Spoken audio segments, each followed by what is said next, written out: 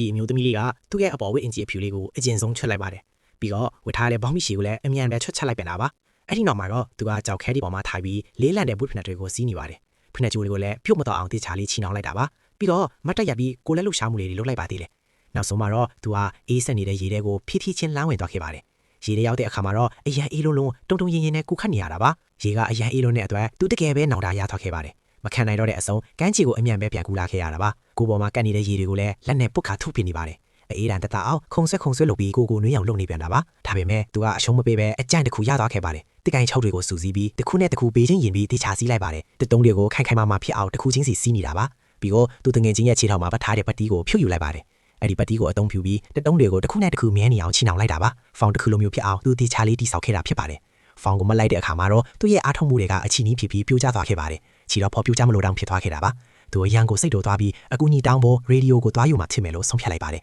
အဲ့ဒီရေဒီယိုကရေကန်ရဲ့အောက်ခြေမှာရှိနေတာပါသူကအင်ဂျီကြက်ရက်တီးတွေကိုအလုံးပိတ်ပြီးတိချပြင်ဆင်လိုက်ပါတယ်တတုံတစ်ခုကိုအားပြုလို့အေးစက်နေတဲ့ရေတွေကိုနောက်တစ်ချိန်ပြန်ဆင်းသွားတာပါအေးတန်ကြောင်တုံးနှီးပြီးမှသူကတော့ရေလေကောင်းရောက်အောင်ကူးနေပါတယ်ကန်ရဲ့အလေကိုရောက်အောင်ခြေထောက်နဲ့အားစိုက်ပြီးကန်နေတာပါရေဒီယိုရှိတဲ့နေရာကိုရောက်တဲ့အခါအသက်ကိုဝဝအရှုလိုက်ပါတယ်ပြီးတော့ရေအောက်ထက်ကိုအားစိုက်ပြီးငုပ်ဆင်းသွားခဲ့တာပါရေအောက်15မီတာလောက်မှာပြတ်ကျနေတဲ့လေရင်ပြန်ကြီးကိုတွေ့လိုက်ရပါတယ်သူကလေရင်ဖောင်ခန်းခောက်ပစ္စည်းကိုအရောက်သွားခဲ့တာပါအထဲမှာရှိတဲ့ရေဒီယိုကိုဆွဲထုတ်ဖို့ကြိုးစားပြီးမှအထဲမှာမြဲနေလို့မရခဲ့ပါဘူးဘလောက်ပဲအားစိုက်ပြီးဆွဲရေဒီယိုကတော့လုံးဝမရွှေပါဘူးအသက်ရှူရတာခက်ခဲလာတဲ့အတွက်သူနည်းနည်းတော့ထိတ်လန့်သွားခဲ့ပါတယ်အနားမှာတွေ့တဲ့အိတ်နဲ့အိတ်ကိုဆွဲယူပြီးအပရော့ကိုအမြန်ပြန်တက်လာတာပါအချိန်မီပဲရေပေါ်ကိုပြန်ရောက်လာခဲ့ပါတယ်ကိုရီတုံတင်နေပေမဲ့တစ်ခိုင်းတစ်ခုကိုအားပြုပြီးတွဲထားလိုက်တာပါသူယူလာတဲ့အိတ်တွေကိုတစ်ခိုင်းနဲ့တစ်ဖက်တစ်ချက်မှချီလိုက်ပါတယ်ပြီးတော့အဲ့ဒီတစ်ခိုင်းကိုအသုံးပြုပြီးကမ်းခြေစီကိုပြန်ကူလာခဲ့ရတာပါအဲ့ဒီအချိန်မှာပဲထူးဆန်းတဲ့အတန်တစ်ခုကိုသူကြားလိုက်ရပါတယ်နောက်ကိုလှက်ကြည့်လိုက်တဲ့အခါမှာတော့သူအရန်ကိုလန့်သွားခဲ့ရတာပါကမ်းခြေမှာဝဝညိုကြီးတစ်ကောင်ရောက်နေတာကိုတွေ့လိုက်ရတော့ပါ